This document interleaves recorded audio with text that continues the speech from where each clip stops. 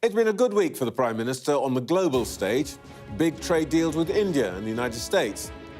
But maybe it's back to the UK with a bump tomorrow as the focus shifts to an even trickier topic: how to bring down immigration. Keir Starmer was with friends in Kyiv yesterday, reiterating European support for Ukraine, as Vladimir Putin says he wants to talk. We'll see. The dust is still settling on those trade deals. Eyes now turn to whether the UK and the EU can agree a new, closer relationship. All three parties, Labour, Conservatives and Reform, want to talk about immigration this week, as the government announces new measures to bring the numbers down. Will voters believe any of it? The Home Secretary, Yvette Cooper, joins us to explain those new proposals on immigration. And we'll speak to the Conservatives' Shadow Home Secretary, Chris Philp. We'll also be joined by the Deputy Leader of Reform, Richard Tice. One of the world's most famous economists, Nobel Prize winner Joseph Stiglitz, tells this programme that the UK-US trade deal announced this week isn't worth the paper it's written on. He says we're being taken for a ride by the White House. Plus, with us throughout the show, Times columnist Fraser Nelson, columnist and broadcaster Sonia Soda, and broadcaster and journalist Mark Urban.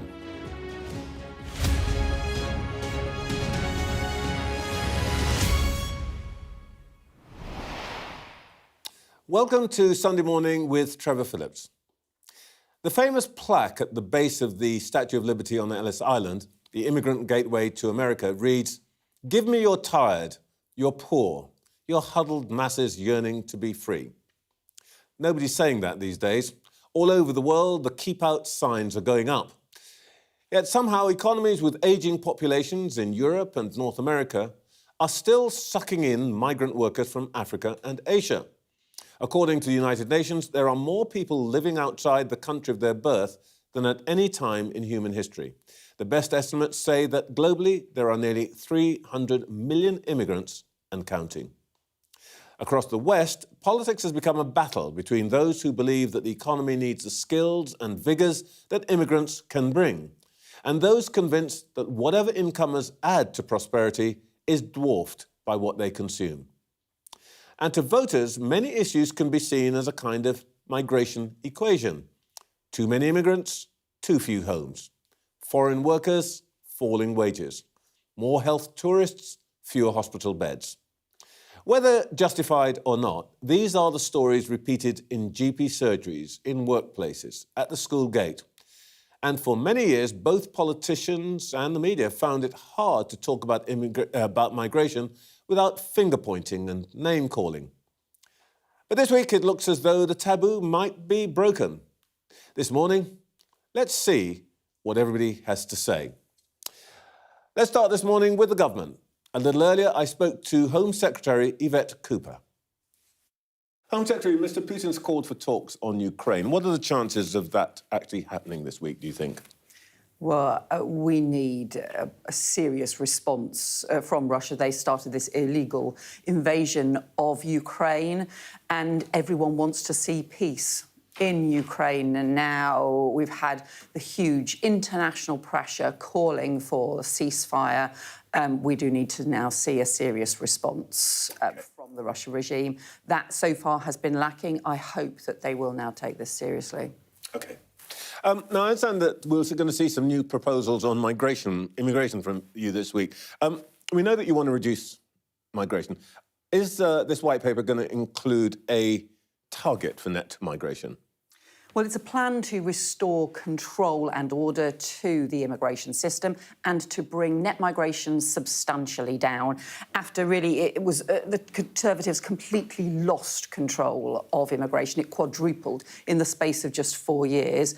But the Conservatives did set out multiple targets, broken promises, all of them were broken. So we're not going to do that. We're not going to take that really failed approach, because I think what we need to do is rebuild credibility and trust in the whole system. So we'll set out practical steps, we'll set out the impact that they will have, but we're not going to take the approach the Conservatives took because it failed. Well, we'll come to some of the issues, the steps, but your colleague, the Chancellor, has to have a planning number. And she's been working on the planning number of net migration of 340,000 a year. Is it correct that your department, Home Office, is now working for a higher number of over 500,000, which was the high prediction from the ONS? No, and those are just a forecast that are done by the ONS. And there's a huge set of problems with all of those forecasts. Our view is, and there has been historically, you've seen the way in which they've been continually revised. But look, our view is that net migration needs to come substantially down. So, OK, it's going to be less than 500,000. No, it needs to come down. It needs to come down significantly more than that. We need to see a substantial reduction in net migration. But what we also need to do is see stronger controls in place and also changes in the way that the immigration system works. So, for example, we've had a big I promise you I want to get onto system, but just to get clear, the politics of this.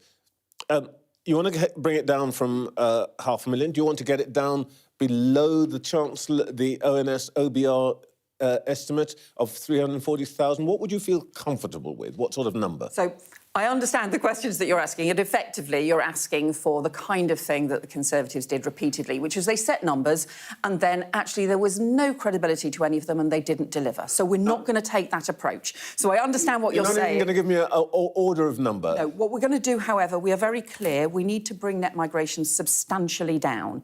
It is currently falling, but we need to go much further. That's what the plan is about. It's about restoring control and order. It's about preventing this chaotic system where we had overseas recruitment soar while training in the UK was cut, and we saw low-skilled migration in particular hugely go up at the same time as UK residents in work or in training fell. That is a broken system, so that is what we need to change. All right, let's talk about some of the sharp end of this. You want to send foreign criminals back where they came from. What happens if the country where they came from, let's say the Nigerians or the Italians, say, we're not having them back? What are you going to do?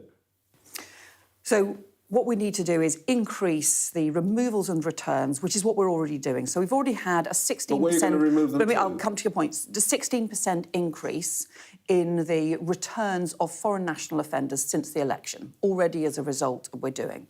You're right that there can be international barriers and there can be international problems, but that's not the only issue. So where we have those international issues, then we engage repeatedly, persistently, in a determined way, because we do think that people should return home if they break our laws. But what we also need to do is to make sure that a wider range of people are actually being returned in the first place, because at the moment, the Home Office only takes action on the cases that have been into the prison system, including cases that have been in prison for more than a year. Actually, there are a lot of other people who are committing repeated offences that the Home Office isn't even notified about. So we need to change those rules, because if you come to the UK, you should abide by the law. Yeah, but let's stick with the ones that people most worry about. People who've committed crimes, who in some cases are dangerous. Now, there's been a responsibility on the Home Secretary since 2007. It was a Labour piece of legislation to return foreign prisoners, but you couldn't get them out of the country. I think last year it was estimated by the House of Lords Library that 3 prisons were dedicated essentially to foreign prisoners. You couldn't get them out of the country. Now, what is it that you're going to bring forward that will achieve what every Home Secretary for the last 18 years has failed to do? What's new?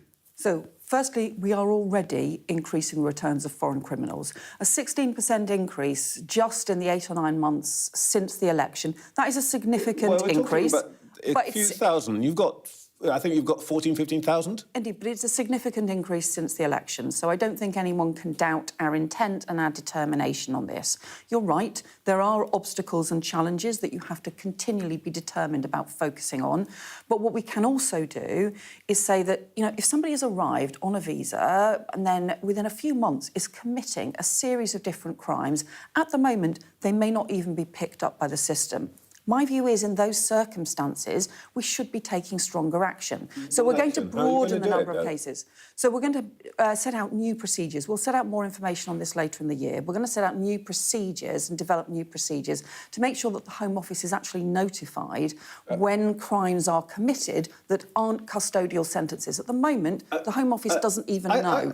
I thought we were going to hear the new plans this week. I mean, we're going to wait for So I'll tell you some of the things that we're setting out this week. So we're going to introduce new restrictions on lower-skilled workers, so new visa controls, because we think actually what we should be doing is concentrating on the higher-skilled migration, and we should be concentrating on training in the UK. Yeah. New requirements to train here in the UK to make sure that the UK workforce benefits, and also we will be closing the care worker visa for overseas recruitment. I want to come to the labour market issues, but let's just deal with the things that I think are in people's minds. Number of channel crossings by small boat hit 10,000 earlier this year than ever before. We know that people are crossing, and I can tell you that because Sky journalists have been out there this morning and seen the border patrol boats heading to intercept crossings. When do you expect to see those numbers fall? So the gangs have obviously been in place. They've had 6 years in place. We are now bringing in new laws that will come into force later this year, including giving our new Border Security Command new counter-terror powers to be able to go after the gangs. We also have new agreements now in place with France, and this is particularly important because France have now agreed they are going to take prevention action in French waters to stop boats. They've never agreed to do that. So when these boats, as we've seen, our people have shown this, they come off the beaches. Are the French police going to get out there in their patrol boats and stop those boats getting into international waters? So is that what they've promised you? France have now agreed they're going to intervene in French waters. They've never done that before, and previous governments haven't managed to get that agreement in place.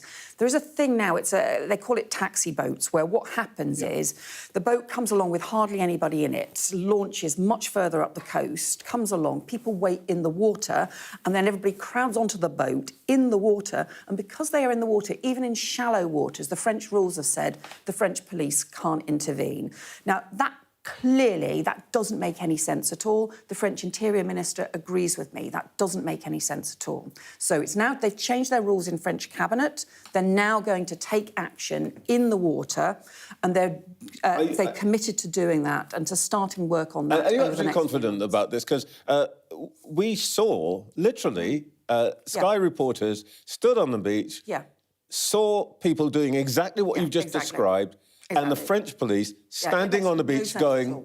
Yeah, and that's the rules that they've had in place. How do you know... they could have done that before. Why couldn't they do that before? Yeah, because their rules, the rules that they had in force, the legal framework that the French police were operating under prevented them doing it. It makes absolutely no sense. So they have now agreed, that's as a result of the work that I've been doing with the French Interior Minister. They've agreed to change that, and they're working through that at the moment. They've changed their rules in Cabinet. I welcome that. But we need that much stronger enforcement. Also, of course, it's about increasing returns overall. Failed asylum seekers, we've increased the returns by more than 20%, and that's 24,000 people overall being returned since the general election. Let's deal with a couple of other sources of migration. You want to climb down on family reunion routes. We gave about 20,000 visas to people from the Indian subcontinent for family-related reasons. What are we going to do about that? Does that mean no more brides and grooms from the subcontinent? We'll set out more in the white paper tomorrow about the family rules. But do you want to reduce that number? About the family rules. What we need to make sure is that we've got proper standards and systems in place. Of course, people have fall in love across the world and have partners from other countries. So, of course, there always has to be systems in place for families to come back together and to be able to live together. But we also need to make sure that those rules are proper, that there is a clear framework in place and that it can't be subject to misuse, and also that there are proper expectations as well on people about income, about language and so on if you are coming to the UK. We'll set more details out about that tomorrow. The big source of illegal immigration actually is people who come in on work and study visas and they overstay. Now, you've got a returns programme. You've already told me that you've done... In fact, we discussed this before. You've done quite a lot of returns, but the numbers run into hundreds of thousands. How are you going to get people who've overstayed their visas? First, how are you going to find them?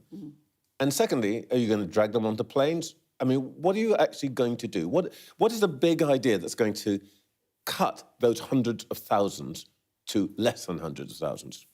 So we're doing a major digital overhaul now with the introduction of e-visas. It's effectively like a digital ID now for all overseas citizens.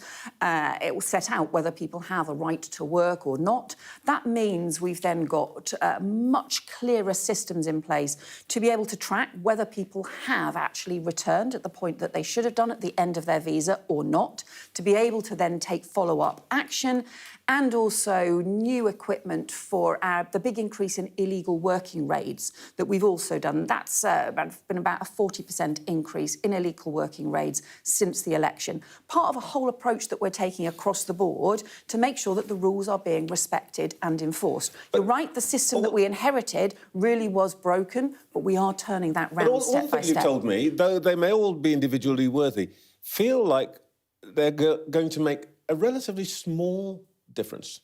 I mean, thousands, when we're talking actually now about hundreds of thousands. You want to bring the numbers down by, I know you won't give me a number, but from what you said, at least 250,000, maybe 300,000.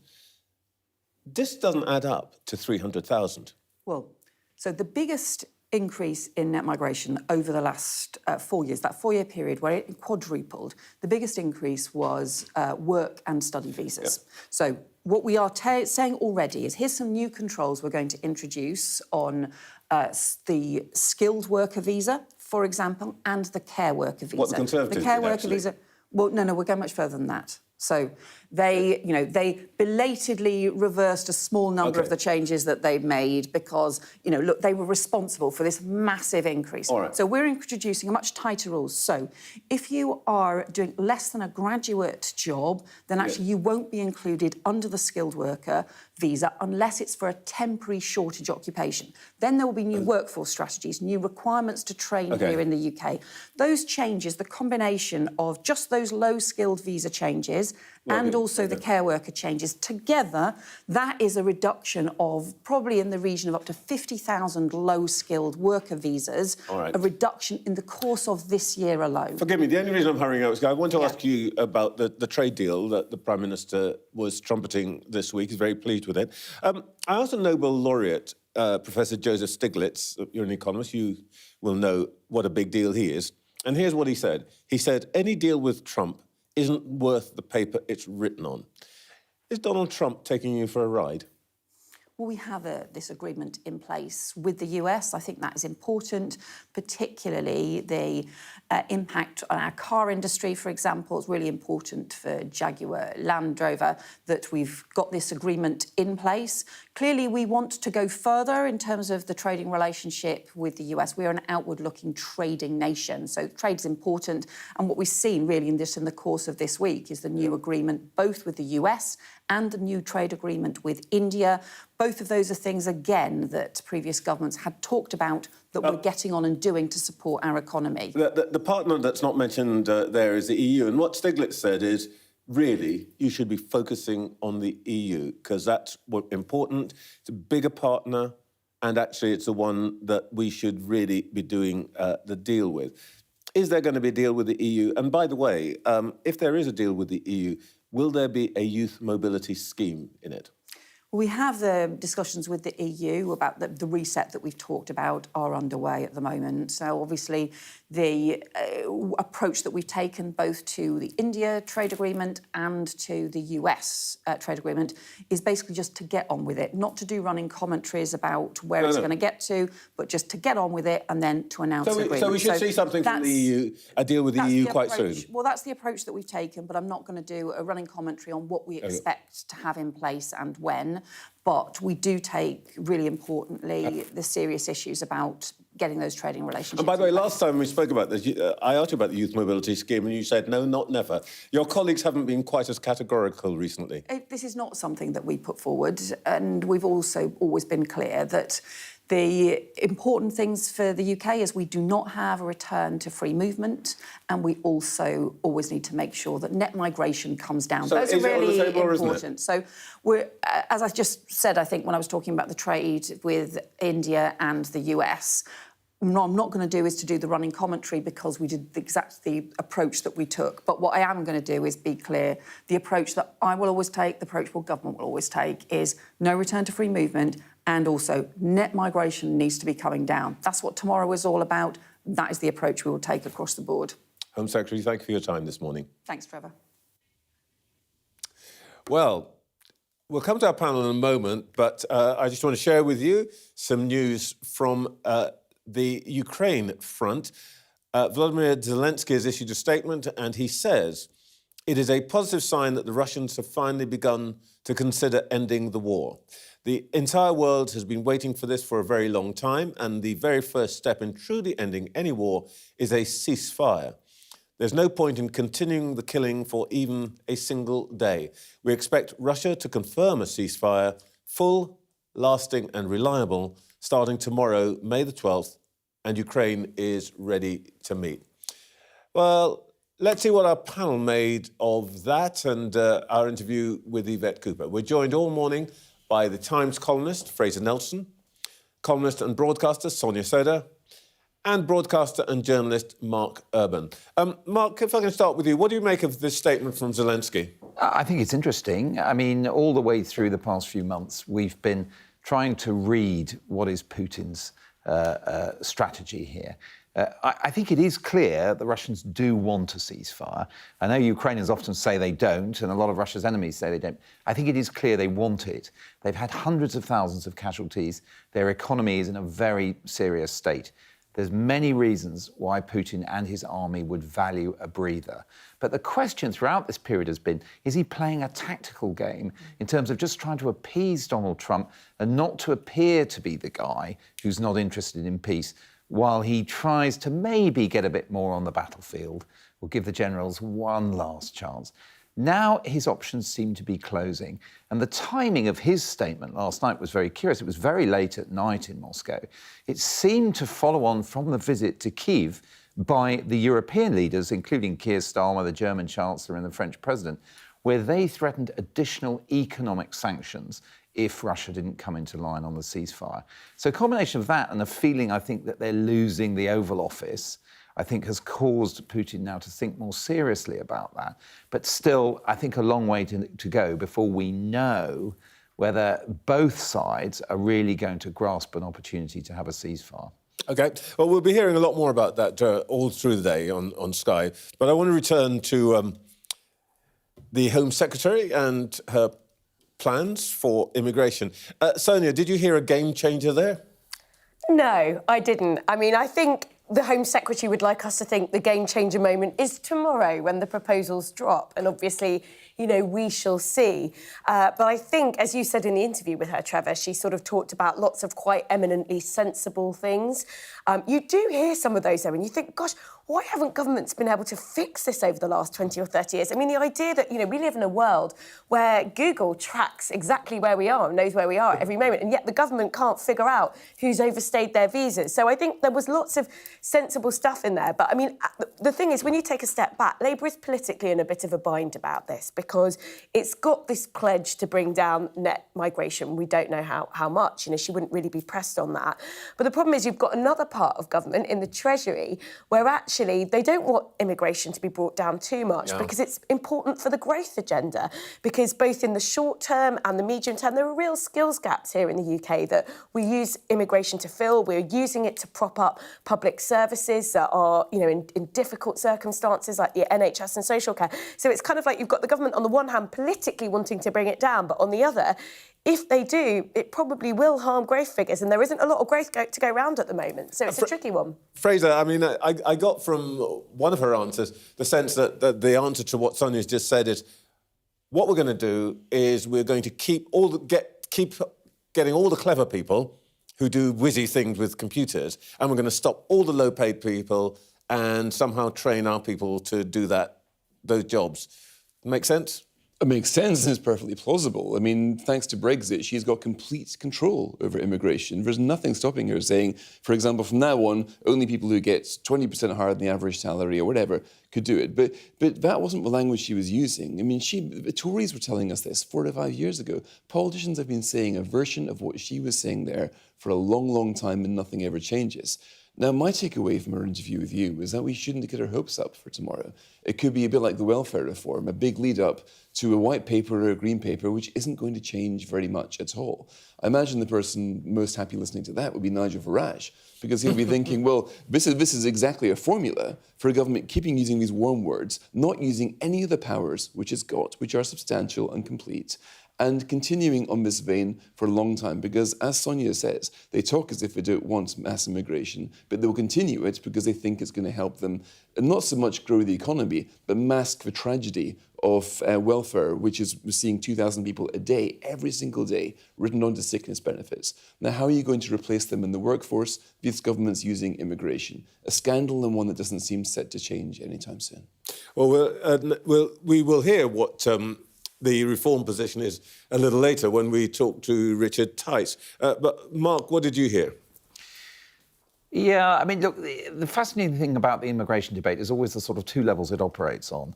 The kind of volume level is all about legal migration, isn't it, really? Yeah. And the terms, as you were trying to nail down, of work visas, all that kind of stuff, and then redress if someone overstays that. But the politically sensitive stuff, I mean, you mentioned the migrant crossings on the Channel getting to 10,000. Yeah, OK, that's 10,000, but we're talking about hundreds of thousands in the legal environment. And the other figure, which I always think is interesting now in the current context with this government, is net migration is also about the people going out. And there are a few hundred non-doms and millionaires have significant exchequer implications, government money implications for the government. So these numbers, they are extraordinary. And until they find that way of dealing with the politically sensitive ones, obviously reform have all sorts of buttons that they can press. The criticism, I guess, of what the government is saying today and what it may say this week, Sonia, is that it isn't really a strategy. It's simply a sort of defensive feint against reform after their success at local elections. Yeah, I think that's right. And I think the problem is that Labour's facing two ways politically. So it's got its reform challenge on one side, but the problem is by talking up immigration in this way, it may actually put off voters who were already thinking about going to the Lib Dems and the Greens. So politically, it's quite difficult for Labour anyway. And you've also got the Conservatives playing on both sides. I think we've seen two main parties. They're not really quite sure which way to face. But yeah, I think we'll have to wait to see what the actual proposals are tomorrow. But certainly from that interview, it seemed to be more of a tone of reassurance. Labour will deliver on this rather than the substance at this point. And I think the problem is that we're operating in a very low-trust environment where a lot of voters are cheesed off with both of the main parties. And that was the thing that came out of the local elections. So a pitch of, you can trust us, we're the ones to fix this, isn't really going to land with voters at the moment, in my view. The other thing that we talked about was the trade deal, which government's very pleased with. But Professor Stiglitz, who, you know, whether you agree with him or not, he's got to be regarded as an authority. You don't get Nobel Prize winning... You don't get a Nobel Prize at McDonald's. Says that basically you can't trust Trump, could be torn up tomorrow. What do you think, Fraser? Well, I think you can trust Trump to deliver what he's promised, which is almost nothing. I mean, both the Indian and the US so-called trade deals are Potemkin trade deals. When you look behind them, there's not very much that's been agreed. They're not going to move the dial appreciably in economic growth or cost of living at all. So what we're seeing here is a government that felt the need to come up with a verbal formula saying, look, we've agreed to deal with the Indians. Look, we've got a breakthrough deal with the Americans. And you actually find out what they have agreed. It's almost nothing. Now, when you compare that to the deals which were in prospect about 3-4 years ago, the deals that the House of Commons looked for, mutual recognition of standards, things that would really change things between the UK and the US. None of that is on the table. So what they've done is they've attached the word deal to something which is as minimalistic as you could not hope for from both India and the US. And both of them are punching the air. I think, to be fair to them, though, so you're right that when you compare this deal with what we've got to, the situation with the US 3 years ago, I mean, it's worse, but it is a significant change from what Trump wanted to do. So the counterfactual could have been a lot worse. I think the problem is that the government has to choose which horse it wants to ride. And for me, the real growth prospects are with an EU reset. And that is probably incompatible with a deeper deal with the We will come back to this after we've spoken to Chris Philp. But it is 9 o'clock and you're watching Sunday Morning with Trevor Phillips. In the last hour, the Home Secretary told this programme she wants to see net migration come down substantially. That's the word she used. Yvette Cooper confirmed that she will scrap visas for overseas care workers and non-graduate jobs. Well, there's a lot more to come this morning. We've heard from the Home Secretary already this morning. Her Conservative shadow, Chris Philp, joins us later in the hour. Plus, after the UK signed not one, but 2 trade deals this week, we'll get the ever-insightful take of Nobel Prize-winning economist Joseph Stiglitz. Well, first, let's talk to Reform. They're riding high in the polls. There's a new one out this week, and it shows the party some 10 points clear, 10 points clear of Labour, with the Tories trailing well behind them both. Immigration's a key issue for Nigel Farage's party, which says it would introduce a minister for deportations. So, what would that mean, and what impact would it have on the economy? Happily, we can find out, because the Deputy Leader, Richard Tice, is with me now. Good morning. Richard Tice, just quickly on the Ukraine situation, let me ask you something. Would Prime Minister Farage have travelled to Kiev and joined the French and German and Ukrainian leaders yesterday in calling for Russia to accept a 30-day ceasefire? Well, the important thing is you recognise that Prime Minister Farage is a real possibility. And No. hang on. Nigel, like all of us, want peace. We want a ceasefire to get to a lasting peace with strong security guarantees. And frankly, anything that world leaders can do to get towards that difficult goal involving whatever difficult compromises should be welcomed. And we all know it's difficult. That is the reality. But it must always be worth trying. To get there. But you know why I'm asking you this. Let me ask you in a different way. Does Nigel Farage still think that the West provoked Russia's invasion and that Vladimir Putin is still a man he admires? No, of course he doesn't think that. The reality is... Well, that's what he said. No, the reality is that mistakes have been made along the way. No, but that's what he said. Trevor, ask me a question. Richard, let me answer. Richard, he said. We all want peace, right? Putin is an evil aggressor who has to be stopped. What world leaders are trying to do is to find a way to get to a lasting ceasefire, and we should all welcome that. Yeah, but you're doing what you always try to do to me, which is to answer your own question. Has he changed his mind about Putin being a man he admires and that the Russian... Nigel is crystal clear that Putin is the aggressor and we have got to get to a ceasefire. It's as simple as that. OK, great. Let's talk about your plans and what you said. You want to appoint a minister for deportations. I think we've already got one of those, and that's called the Home Secretary. What would your minister for deportations do? It's clearly not working, is it? It's clearly not working, is it? Because yeah, but it's not the title. Is it the title? The reality is that we've just won by an absolute landslide the elections Thursday last week because people are raging furious about the levels of both illegal and legal immigration in this country. I mean, smashing the gangs is clearly failing. It's encouraging the gangs. We've got over 30% more illegal migrants crossing the Channel this year alone, and the quantity of removals is, frankly, a drop in the ocean. What the Labour Party is now working out and realising, they've got their immigration white paper, which we'll come on to, is that they've got a major problem because reform is leading in the polls because people want this issue sorted. They want the boats to stop, and frankly, I think the majority of this country agree with our policy. We need to freeze immigration because the way to get our economy, to answer your first question, the way to get our economy going is to freeze immigration, get wages up for British workers, train our own people, get our own people who are economically inactive back into work. We've got 9 million people economically inactive in this country. Look, you criticise people like me, specifically, for not treating you seriously, and I'm quite happy for you to do a victory lap, and because your people did very well. But that means that, we want to know, viewers want to know, what it is you would do. So, with respect, I'm asking you, what is the meaning of your central plan, the Minister for Deportation? What would that person do? What powers would he or she have that the Home Secretary doesn't have? How many deportations would you envisage?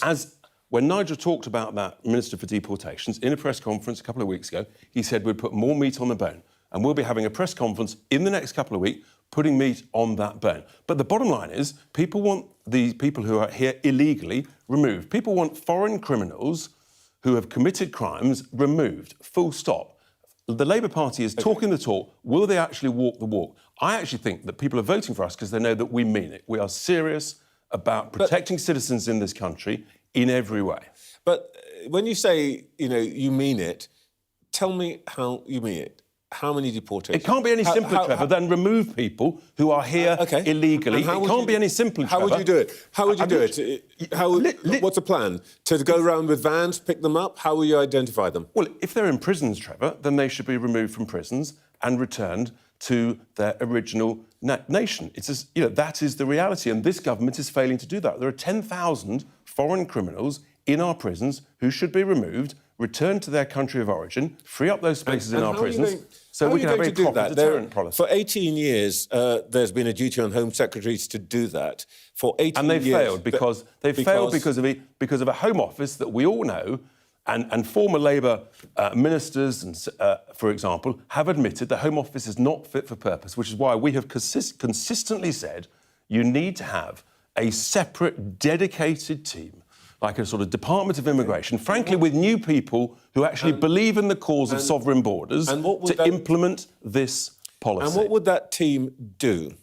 I mean, what you're telling me, by the way, you've just invented a new government department, more bureaucracy. So I just want to ask you, what would that Maybe you should fire the whole do? bunch of incompetent people in the Home Office who are not doing their job properly, OK? It's as simple as that. You've asked me, I'll answer it for a third time. We will remove people who are here illegally, and we will remove foreign criminals from our jails. I hope that is crystal clear. Well, the statement is clear, but I can't quite see how you do. But OK, let me ask you about something more practical, which I hope we might get an answer. Remove people. You've got that is an answer. You've got 800 councils or so. In the councils that you control, do you intend to close down the hotels accommodating asylum seekers? Well, we've confirmed yesterday, our chairman confirmed that we will use whatever levers we can in those 10 councils, including lawfare. We've got KCs willing to act on a pro bono basis. We've got a team of lawyers. So, yes, we will use whatever levers we can, whether it's health and safety, whether it's planning, whatever it is, because the truth is we've been given a mandate to stop these asylum hotels in those council areas. We've been given a mandate. Our constituents don't want housing in Lincolnshire, where I'm an MP, in Boston and Skegness, being taken up by illegal migrants. If the Greens and the Lib Dems are so keen, frankly, they can go there. And that's a fair point. But in fact, because you're a Lincolnshire MP, you will know that the council in Lincolnshire attempted to use legal means to close down. And maybe they didn't do it properly. And they failed. And that doesn't mean you don't try again until you succeed, Trevor. We will make life very difficult for the Home Office. We've got to put pressure on the Home Office. OK. And that's what we're going to do. We control Lincolnshire County Council with 44 councillors, and look, we won't always succeed, but if you don't try, you've got no chance. You've given me a lot of clear statements about what your ambitions are, but I'm still not getting how you're going to do any of this. At least just give me a timetable. When do you think your first asylum hotel is going to get closed down? Well, we've got an asylum hotel in my constituency of Boston and Skegness, and we will use whatever... Before Christmas? Whatever means. I'm not going to give you a time frame. What I've said, Trevor, very clearly, is we will use whatever levers we can. We will try. Okay. We may not succeed, but if you don't try, Trevor, you've got no chance. All right, at least we will try in a serious, robust way, which no one else has. OK, just one last quick question. This is a personal thing, really. You said that you want to get rid of the Equality Act, and I read yesterday that Mr Farage wants to consign all diversity hires to the dustbin. How do you distinguish a diversity hire from any other kind of hire? Diversity, equality and inclusion staff, frankly, we don't need them. No, diversity hire is a different thing. No, look, Trevor, we don't need teams of DEI people costing lots of taxpayers' cash telling us to be inclusive. We should all be inclusive as a matter of course and law. And we are an inclusive society. We don't need people to nanny state. I'll tell you why I'm so sensitive about this, because there are lots of people who would look at me and say, oh, Phillips, diversity hire. Should Sky get rid of me? Should I be the sort of diversity hire that gets consigned to the dustbin? Everybody should be hired on the basis of meritocracy, the best person for the job, and you, without question, Trevor, are a brilliant interviewer who is the best person for the job. So sensational that we end on a point of agreement. Excellent. Richard Tice, thank you so much. Right, back to our panel. Fraser Nelson, Sonia Soda and Mark Urban. Fraser, of course there's a point of consensus in that interview, which we can all agree about, but more generally, do you think reform is actually going to change the language, the tone and the way that we approach the big issues in politics? Of course, because reform is putting things on the agenda if other parties say is off the agenda. I mean, let's take the idea of a deportation minister. I mean, you might say, what's the point? It was already a Home Secretary. But then again, we had a foreign aid department that used to be in the Foreign Office. I mean, governments are forever appointing ministers or departments over things which they think is important. Is there a scope to be more muscular in deportation? Absolutely. Look at the United States, the techniques which they use all the time. So it's quite plausible how there could be a deportation minister whose job it is to go all out, trying to put a lot more efforts into finding people who've overstayed their visas and trying to get them out. You might think that's a good or a bad thing, but it's certainly a plausible thing. And as long as reform are there, saying what the other guys aren't, they're going to have that point of differentiation, which is going to make voters look at them differently. What do you think, Sonia? Do you think their main impact is going to be the way they change other parties' behaviours, or do you think that they themselves might make an impact? I mean, to be honest, I was quite surprised, if I can put it this way, the sort of generality of what Richard Tice said. He was actually beginning to sound a bit like a politician. He was, wasn't he? And I thought it was interesting because I actually thought, we got, and you might expect it, but we got more concrete detail from Yvette Cooper as a Home Secretary. I really felt your pain as you were trying to extract detail there, Trevor. The thing is, though, people aren't voting for reform for detailed plans. They're voting for reform because they're cheesed off, the people who are, because they're cheesed off by the two main parties and they want something different and they're willing to give reform a go, as we've seen in these local areas where reform have taken councils. So I do think that reform is changing politics in a couple of ways. I absolutely think it is having an effect on both of the main parties who, as I said before, are now facing competitions on both sides with different sets of voters, both of them. But we're also going to see, we're about to see what reform might achieve in local government now. It's won some mayoralties, it's won some councils. And it is absolutely, it's no longer inconceivable, that idea of Prime Minister Farage. Reform could end up doing pretty well at the next general election, could find themselves with a lot more seats, potentially even in government, with in a governing coalition. Who knows? So I think they do need to be treated now as a potential, governing force in their own right. It would be wrong not to do so. But I think the the reality of how they get perceived when they get power is going to be quite... Because at the moment, they are mopping up disaffection. That is their function in British politics. I want to come back and ask you two if you've got a column ready for Prime Minister Farage. But Mark, before we do that, he was pretty categorical that Nigel Farage has now crossed over into the conventional territory on Putin. Putin's bad. That's kind of a thing that's faced parties of this kind right across Europe. Is that part of the equation that maybe the Russians are having to think about, that actually even people who previously were prepared to give them, if you like, room for consideration in the West have turned against them? Yeah, I mean... Or does that not matter? Well, look, I think what has always mattered for the Russians is using the so-called horseshoe political effect that people on the extreme right and the extreme left, you know, you look at people like the leader Mélenchon in France, admire Putin and think he's a hell of a statesman and a guy who gets what he wants for Russia, you know. And so they have relied on that people on the edges of politics have been much more susceptible to Moscow's messages. And also, you know, I mean, you look at the populist idea of, you know, we're sending billions to Zelensky, it's all corrupt, all of those familiar Kremlin talking points. So I would say that if they start to lose people like that, and of course, Giorgia Meloni of Italy, a politician on the right who doesn't accept the Russian playbook anymore, it is a problem potentially, but I still think there's plenty of people, particularly in the US, on the alt-right, who still basically take the Kremlin talking points. The Steve Bannons of this world. Yeah, okay. yeah. OK, you two.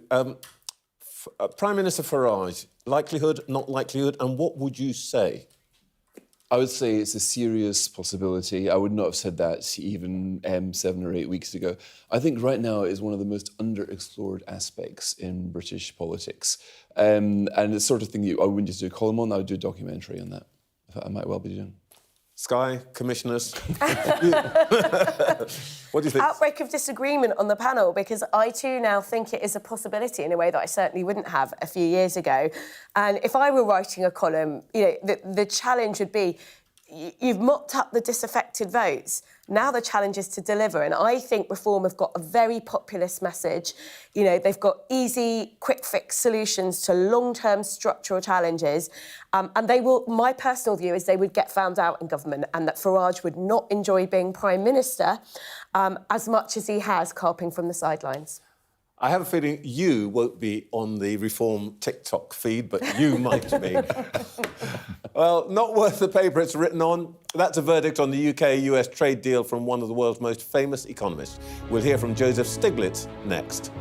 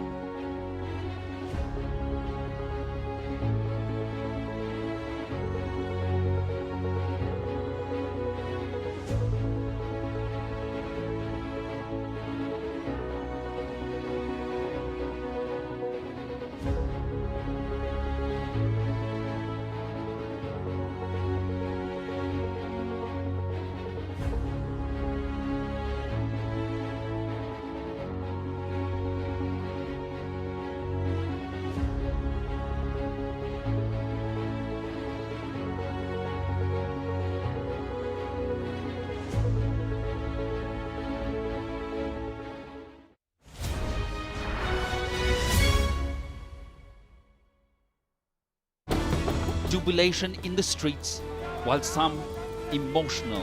This is a political victory for Prime Minister Modi and his Hindu Nationalist Party. I'm Neville Lazarus and I'm Sky's reporter based in Delhi. Companies like these are helping India in its trajectory to be a serious player in space exploration. Sky News, get the full story first.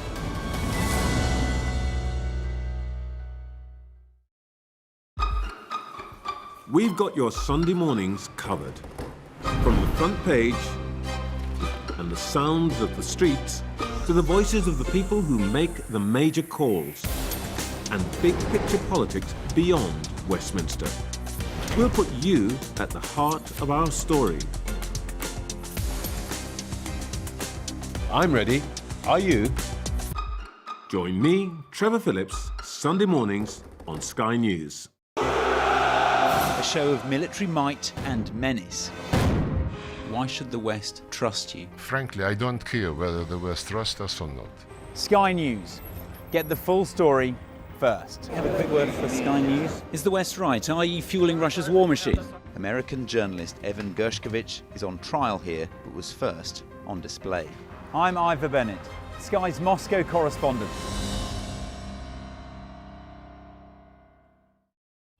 We arrive. A secret hospital hidden in the Myanmar jungle, treating the victims of this bloody war. This is Myanmar today. Its military rulers don't want the world to see, but we have. I fight for my own future. I fight for my generation's future. This is an actual crime. They don't care for that. Myanmar army is only a couple of kilometers away. So this is a major humanitarian disaster.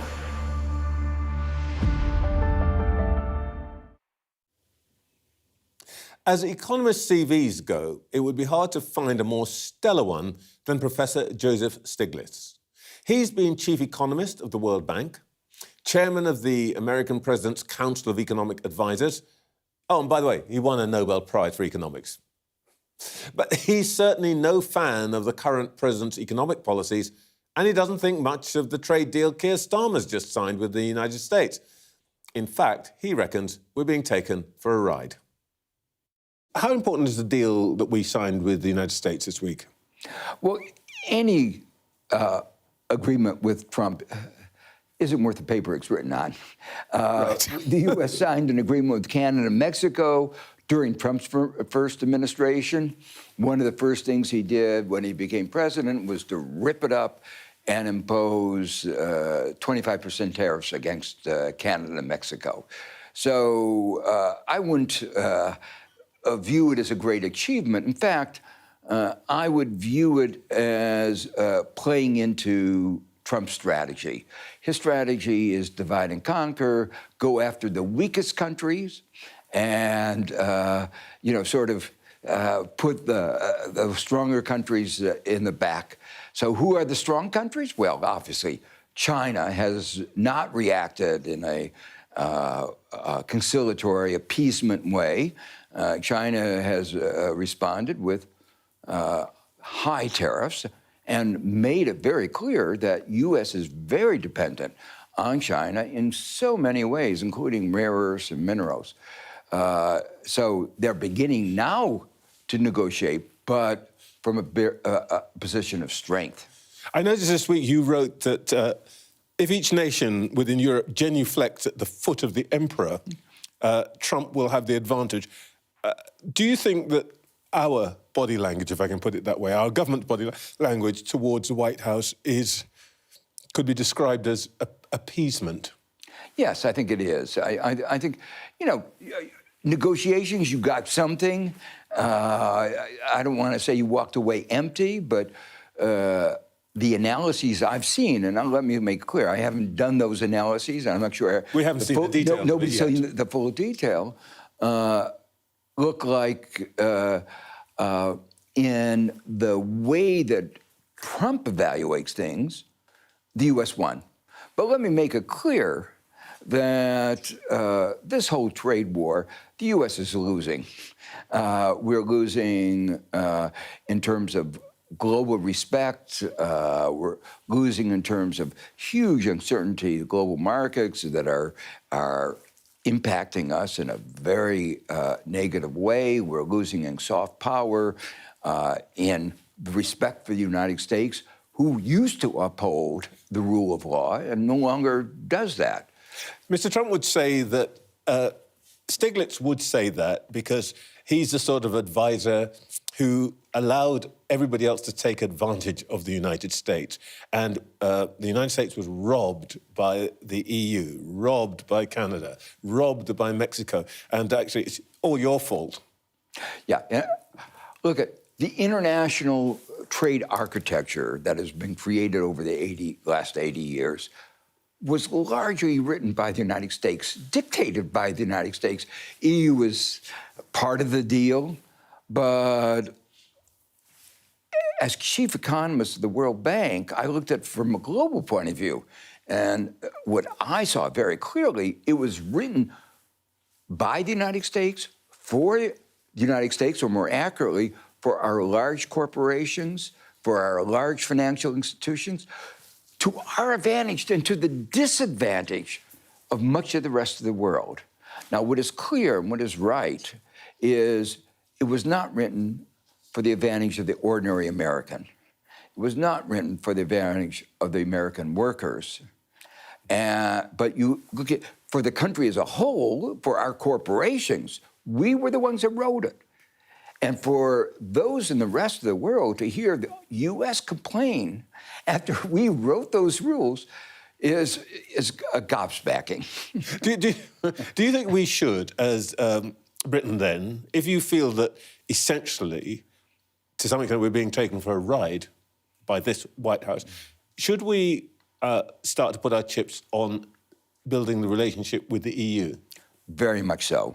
I mean, my view is that if you had worked with the EU to get a good deal, you could have done better than what you've done. But to some extent, the sort of deal that we're now into with the United States over, for example, steel, perhaps cars and tariffs, perhaps precludes making a deal with the EU. Would you say we have made the wrong bet here? Yes, I think so. Partly because a deal with Trump isn't, as I said before, worth the paper it's written on. And if it, it's a one-sided thing. If it turns out, at the end, when you work it all out, Trump is unhappy, he'll renege. If you're unhappy, I pray for you.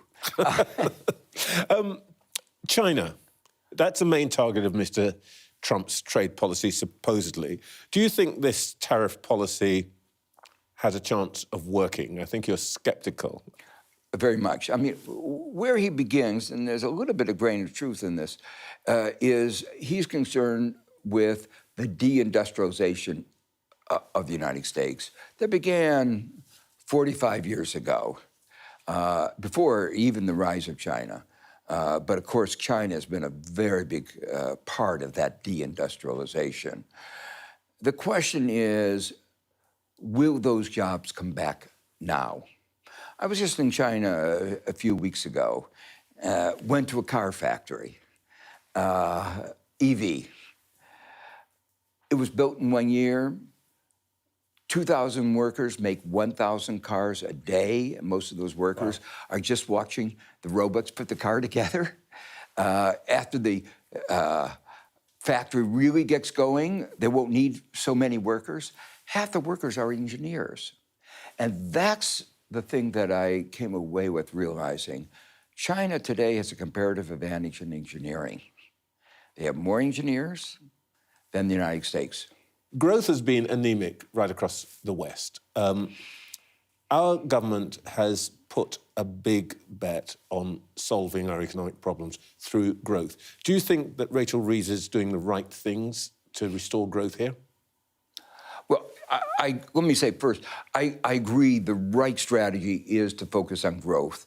The alternative strategy is austerity, get the budget down, and there's some mythical confidence that arises from getting the deficit down and that economy grows. That austerity strategy has failed virtually everywhere. So beginning to focus on growth is correct. When you start thinking about growth, there are two parts of this: demand side, supply side. On the demand side, you have to have a strong enough budget. And there are questions: is there a strong enough budget? And that may mean running deficits. No comparison between what the U.S. can do and the U.K. can do. U.S. has the ability to run bigger deficits than the U.K. Yeah. And that's where judgment, I don't want to make a judgment of whether she is going as aggressively as she could. But one thing that we do debate here very, very actively is whether the fiscal rules that she has imposed on herself, no borrowing, except for day-to-day expenditure and so on, whether those fiscal rules are essentially an effective platform for growth, or whether they've become a corset that is strangling growth. What do you reckon? Well, I always view these things in a broader context, that most governments have scope for lots of different instruments that can help promote growth. For instance, you can raise taxes on capital gains, on land. And so if you have what I call a balanced budget expansion, raise taxes on the wealthy and expand government spending, that will stimulate the economy. Another example, how you spend the money. Some areas of spending have more what we call fiscal multipliers than others, so they stimulate the economy more. And more importantly, some kinds of expenditure really have bigger supply side effects and lead to more growth than other kinds of expenditure. So you're reckoning she could be more flexible. If I may just quickly ask you one last question. The big, if you like, political issue here still remains immigration. And that's been true in the United States. Politics demands essentially a halt to immigration. I think most people would say, demands continued migrations. Can that circle ever be squared by any government? Well, my view is one needs to manage immigration. But everybody says that's what they're going to do. Everybody says, but you can do it better. Some countries, Canada has, for the most part, managed its immigration much better than many other countries. When the people immigrate, they integrate them into the community. They've taken a stronger stance in trying to make sure that the immigrants have higher skills that the country really needs, so that it helps boost both demand and supply. Remember, when you have immigrants, they're both sides of the equation. They give you more demand, and they also, particularly if they give you skills that you don't have, they really can help the supply side. So you'd be against a sort of massive clampdown on immigration? Oh, we need it in the United States. I don't know as much about where your economic position is, but I would suspect that you too also need it. But I can tell you, in the United States, we can't survive without our immigrants. Joseph Stiglitz, thank you so much for your time. Thank you. Next up, we'll hear from the Conservatives, Shadow Home Secretary Chris Philp.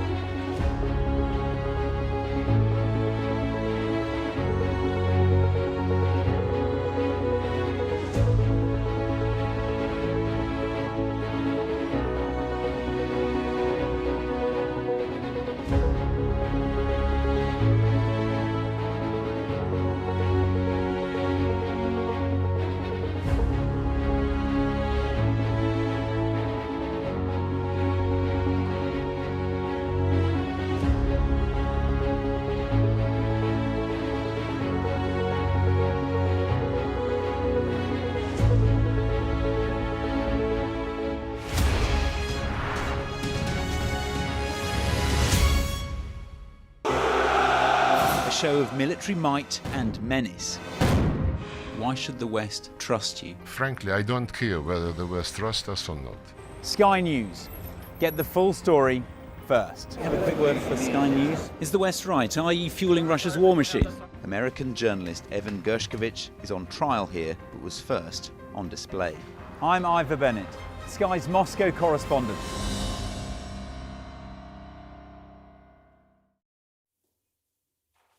Well, everyone seems very keen to talk about immigration today, and you expect to hear even more as the government, the Conservatives and Reform will all be making announcements on the topic in the coming week. After a disastrous recent local elections result for the Tories, can it help them fight back against Reform? Earlier I spoke to the Shadow Home Secretary, Chris Philp. Chris Philp, your leader says that you would reverse any trade deal that Keir Starmer makes with the EU. You haven't seen the deal, so how do you know you want to trash it? She's not said she'd reverse any trade deal. She said she would reverse a trade deal that crosses our red lines. That would include if a trade deal with the EU had things like a return to free movement, if it entailed making substantial or indeed any financial contributions, or indeed ceding control over regulation of our domestic economy. Now, if those red lines get crossed, a trade deal would get torn up, but that's not any trade deal. We've got our red lines, we've got our position. Those are all generalisations. I mean, this is all a bit performative, isn't it? Wouldn't it just be better to wait and see? Well, it's not performative at all. It's saying, look, there are these really important conditions that, you know, were the British public expressed their view via that referendum a few years ago. We don't want to be making financial contributions to the EU. Most free trade deals do not involve making financial contributions from one party to another. Most free trade deals do not involve ceding sovereignty over how we decide to regulate our economy here in the UK. And it's completely reasonable for Kemi to say those are not lines we think should be crossed. She grumbled about the deal with the Americans, and but is that really right? Because she tried to get a deal with the Americans. I know she did, because she came in here and told us at the time, and you got nothing. Isn't it a bit graceless to complain when this government has actually got an agreement with the White House? Well, to be clear, what we were trying to negotiate 4 or 5 years ago was a proper comprehensive trade deal. What was agreed last week is not a comprehensive trade deal. It's a very narrow deal, talking mainly about tariffs. Now, while it's welcome... It's better than nothing, isn't it? Well, while it's good that the terrible punitive tariffs that have been in place for a few weeks have been eased, as the Governor of the Bank of England, Andrew Bailey, said, the level of tariffs that are now being charged on UK exports going into America are higher under this new deal, so-called deal, than they were at the beginning of the year. So after all of Keir Starmer's crawling in the Oval Office and that, you know, sort of obscene obsequiousness we saw with Trump a few months ago, we're actually in a worse place today than we were on January the 1st, and I don't think that is a cause for celebration. Steady on. Bailey said it was a decent platform, and if we're talking about obscene obsequiousness, your leader couldn't get closer to J.D. Vance. But the point I really want to make here is she said that we had been shafted. Now, is this really grown-up behaviour from the leader of the opposition? Well, look, I think the point that she was making reasonably, and a point that Andrew Bailey, the Governor, did echo, is that the tariffs we are paying today for UK exports into the US, they are higher than they were on the 1st of January. But they're not higher than anybody else, and competition is what matters here. Well, they're higher by about a factor of 3. There's loads of countries that have got this 10% tariff, loads and loads of countries around the world. So we're no better off than any of them, despite all of Keir Starmer's fawning sycophancy, and we're worse off than we were a few months ago. And for Keir Starmer to claim this is some kind of huge success is obviously absurd. That's just very interesting. You're using words like obsequiousness and sycophancy. Some people might say you're really cross with him because actually he's doing some of the things that you completely failed to achieve in 14 years. Not remotely. As I say, our tariffs now are higher than they were a few months ago. And if you look at the economy, OK, you know, we left office with the fastest growing economy in the G7. Inflation, let me finish the point, inflation was at the target level. And what did Rachel Reeves do? Having lied during the election campaign, she hit the UK economy with the biggest tax rises in a generation, as a result of which economic growth forecasts have been slashed. Our economy is now stagnating. Unemployment has been going up since the election, and inflation is above target, all thanks to Keir Starmer's appalling budget. That is the real economic story here. OK, we're not at the House of Commons here, but we don't usually use and it's the word... Sunday morning. We don't usually use the word lied on Sky News, so I'm sure that's not quite what you meant. Well, I mean, they did say during the election campaign they weren't going to put up taxes, and then they put up taxes by the biggest amount for over 30 years. All right. And they called us liars when we warned about that during the election campaign, so I think that use of language is appropriate. Let's talk about your responsibility. You criticise the government for not being radical enough in its migration proposals, though we haven't actually seen the details. What is it that you want them to do that you could not have done in your 14 years in charge? Look, so let me start with the last 14 years. I'm going to be very honest, Trevor, with you and your viewers. The last government made some very serious mistakes with immigration. They allowed it to be far, far too high. So let me start with just a very honest acknowledgement of that fact. So Boris Johnson's record number, 900,000 net migration, that was a mistake. That was a huge mistake, and that should not have been allowed to happen. So what are we proposing now to fix that going forward? Now, we've developed in opposition, under new leadership, some new specific and credible proposals. And I'm going to give you two examples of those. The first, and we're going to put both of these to a vote in Parliament tomorrow. Goodness me, tomorrow, my voice is going a bit. The first of those ideas is to have a vote on a binding annual cap on migration set by Parliament, and I would expect it to be at a far, far lower level than recently. So Parliament will democratically decide what that migration number is going to be. Now, that's the first thing we're going to put to a vote. Secondly, when it comes to removing people who are foreign criminals or people with no right to be here, very often they use spurious ECHR and human rights claims, which can be brought before UK courts. So secondly, we plan to repeal the entire Human Rights Act in relation to immigration matters. So no longer can people make these claims before UK courts.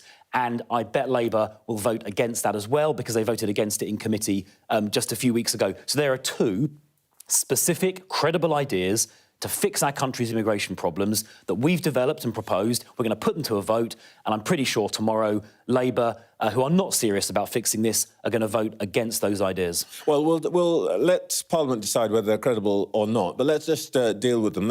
On the issue of the family life, this derives from Article 8 of the Human Rights Act, and what you essentially want to do is to disapply the Human Rights Act when it comes to migrants. But not just Article 8, all of it. Oh, so is your point here that actually immigrants should not be treated as humans? No, that's not my... The Human Rights Act applies to all people because they are human. So the problem with the Human Rights Act is that the clauses in the ECHR, as you know, as a former expert in this area, are very vaguely worded. So, for example, a right to a private and family life. Now, what does that actually mean? When we pass a law in Parliament, it's 200 pages long, often. It defines everything very precisely. The ECHR, by contrast, is very, very vague. And what has happened, unfortunately, over the years, but particularly the last 10 or 15 years, is judges have stretched these definitions to the point of being just defying common sense. I'll give you a concrete example. There was a Zimbabwe paedophile who should have been deported back to Zimbabwe under UK law, but a UK judge, using the Human Rights Act, said, no, if he goes back to Zimbabwe, he might face some hostility. And this dangerous paedophile has therefore been allowed to stay in the UK, where he might continue to offend. So I think, in terms of ensuring people's human rights are respected, let's rely on our UK Parliament, democratically elected, to pass laws that respect human rights, rather than letting judges endlessly expand these definitions. What you're asking Parliament to do is to remove a group of people who are asylum seekers, immigrants of one kind or another, to remove their rights under the Human Rights Act. That's what you want to do. I'm saying that for that group who have often entered the country illegally or are foreign citizens who have committed an offence, we should not be seeing them stay in this country under judges ever-expanding interpretations of human rights legislation which defy common sense. It should be for Parliament. So when judges get it wrong, you just want to change the law. I'm proposing to change the law so that Parliament decides where these lines are drawn, not judges who stretch the elastic further and further and further to the point that it defies common sense and we can't control our own borders, and that is not acceptable. Chris Philp, thank you for your time this morning. Thank you. In just a moment, we'll hear once again from our panel.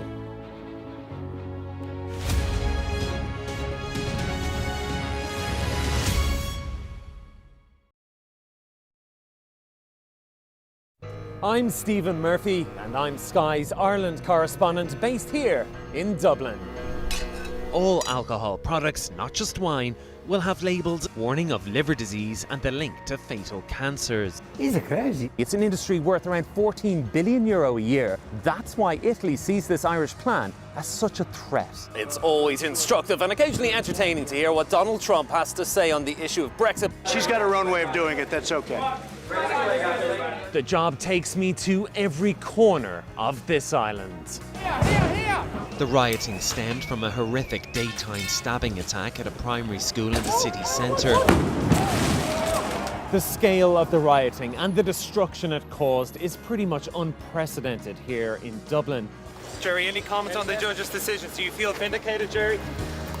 This is the end, the somewhat chaotic end, of a 52-day trial. Micheál Martin could be set to head back to government with the Taoiseach Simon Harris. Are you confident that you can now return as Taoiseach? I'm cautiously optimistic and excited.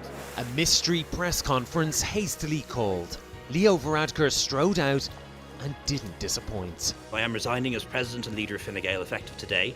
The people here sometimes feel they're somewhat neglected by the Irish government, to the extent that this place is sometimes known as the Forgotten County. The waters of Ireland and Britain should be home to great white sharks, but none have ever been found. If there are great white sharks in this area, there's no reason they wouldn't come here to feed. It's basically a buffet on a beach. This could be not only a record-breaking storm, but potentially the most dangerous storm ever to hit Ireland. Sky News, get the full story first. I want to start the programme today with a name, a story that I can't get out of my head. The campaign has now started. This is your chance. Tell people this is the Politics Hub. It's not correct. The tax burden is projected to go up. No, but I'm not. This is my interview. Look, this is ridiculous. No one does care about us. I'm really interested in that. On the Politics Hub, we like to push the boundaries. He's got the majority. The question is, what is he going to do with it? We arrive. A secret hospital hidden in the Myanmar jungle, treating the victims of this bloody war. This is Myanmar today. Its military rulers don't want the world to see, but we have. I fight for my own future. I fight for my generation's future. This is an actual crime. They don't care for that. Myanmar army is only a couple of kilometers away. So this is a major humanitarian disaster.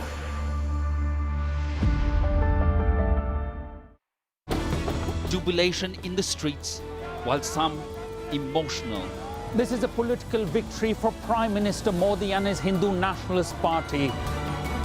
I'm Neville Lazarus, and I'm Sky's reporter based in Delhi. Companies like these are helping India in its trajectory to be a serious player in space exploration. Sky News, get the full story first.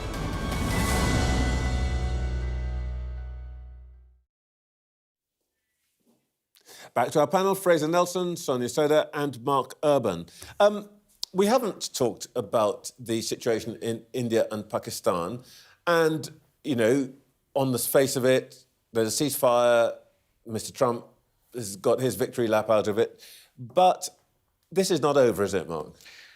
No, I mean, look, this is a conflict, I mean, particularly the conflict over Kashmir, which is pretty much as old as those two countries are as independent countries, you know, following on from the end of the Raj there. So, yeah, they have fundamental differences. I think what's been really curious about this violent exchange we've seen in the past week is both countries more or less signalled from the start that they were doing it for the sake of kind of honour and appearance and wanted to stop it. And yet it did start to creep up the ladder of escalation.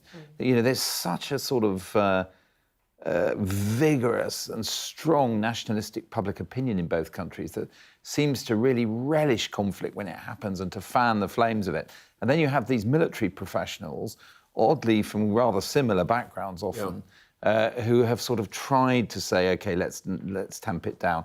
And when the Americans got involved, I think at many levels, you know, in their foreign ministries or whatever, they were quite relieved that the Americans had given them away to just try and put a lid on it. But no, it'll be back for sure. Can I pick up one thing which I don't think has been covered much, but I'm quite interested in the extent to which what happens there gets played out in the streets here. Do you think, Sonia, there's a risk of tensions rising out of this situation? I think it's definitely something that the government has to keep an eye on. I mean, we've seen tensions, for example, in a city like Leicester before between Indian Hindu communities and Muslim communities. So it's a possibility, and it is definitely something that the government needs to keep an eye on, because there remain communities in the UK that are very strongly connected to groups out in India and Pakistan. I was struck to see some MPs actually retweeting some of the nationalists' Indian literature. And during the election campaign, you would find MPs trying to win an election for the UK Parliament by taking positions on India versus Kashmir. Now, this kind of rise of sectarian politics, we've seen it, of course, with the 5 Muslim independent candidates, but we can also see candidates from other parties leaning into it themselves. Now, one of the things India was worried about wasn't just Pakistani retaliation, but riots in India itself, and perhaps between Muslims and Hindus there. And if that had happened, you can certainly see the same thing spilling over onto British streets. So it is something which has got a bigger grip of our politics than would seem logical at first glance. I want to ask you for a minute about the Pope, but before we do that, we should just check in on where our polar coaster, as our team calls it, is. And I can't. It's hard to believe I'm about to say this. Reform, 28.1%, Labour 23%. This is not just one poll, this is the average of the last 10 polls. Sonia, do you expect to see that? It's extraordinary, isn't it? I mean, a year ago, no. But I think there's been a couple of things. So first is that the Conservatives got a real kicking last year and in the election, and parties don't recover quickly from that kind of defeat. They're not getting a hearing. But I think the thing that's really extraordinary is how unpopular Labour is less than a year after the election. It's a symptom of the fact that they were mopping up a lot of Tory disaffection. There wasn't massive enthusiasm for Keir Starmer. And that is why Reform are polling so well now. It's why we saw them do so well in the local elections. Will that continue to the next general election? That is the big question. And for me, a lot of it depends on what happens to the economy, whether Labour is able to turn it around, whether people are feeling better off going to the next election. If they aren't, it's quite hard to see this changing very much, I think. But they're also taking... it looks like they're taking lumps out of the Tories, because if you look at the...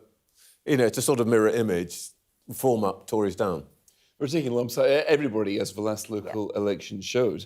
And I think that the reason it's happening is because it's the exasperation. I mean, they watch Yvette Cooper and thinking, well, where are the solutions? We know the problems. That's why we kicked the Tories out. But this government doesn't seem to be making anything better. When that happens, rather than despair, they've now got a third option. And we're looking at a 5-point lead there for Reform, a 5-point lead. And one that doesn't look like it's going to get smaller anytime soon. The top of your graph there's 2 blue dots in the mid-30s. A third of the country backing Reform. So how high can it go? I think there's a lot higher than it shows just there, I think. There were 2 schools of thought when we discussed this last week, that it's a flash in the pan, tectonic plates have moved. Where do you stand on this, Mark? I mean, it is extraordinary, the volatility, isn't it, in terms of where did that Labour majority get? I mean, at that point, a lot of people did say at the time, it's broad, but it's very, very thin. Yeah. And boy, has that turned out to be true. And so therefore, I think it's so hard to predict ahead. I mean, I was talking to a Tory, a senior Tory, a couple of months ago, who did say, I think we could end up going into a Reform-led coalition at the next election. And when I sort of said, wow, why? The answer was, Farage is the only guy who can do retail politics at the moment in British political life. And so that factor... is preeminent in this. And so the question is, does he get through to the next election in a credible position? I just want to quickly ask Fraser before we end. I'm not asking you for a benediction here, Fraser, but is this Pope going to make a difference? Thank you. Is this Pope going to make a difference? I think he will stylistically, yes. I mean, Pope Francis was a big personality pope. And I think Trump has sort of vaccinated electorates against big personalities everywhere from Canada to the Sistine Chapel. We're choosing more quiet, stated figures here. I don't think he's going to pick a fight with Donald Trump. I think he's going to focus on the massive repair work that needs to be done in the Vatican. I mean, religion, I think he's anti-culture wars. He's not going to be the woke pope, not the anti-woke pope. He's going to be, God willing, the Catholic pope. So we've got a centrist dad pope. That's... Is this going to make any difference across the world, do you think? The Pope is a moral leader. He has that potential. OK. That's it for this week's show. I'll be back next week at 08:30. See you then.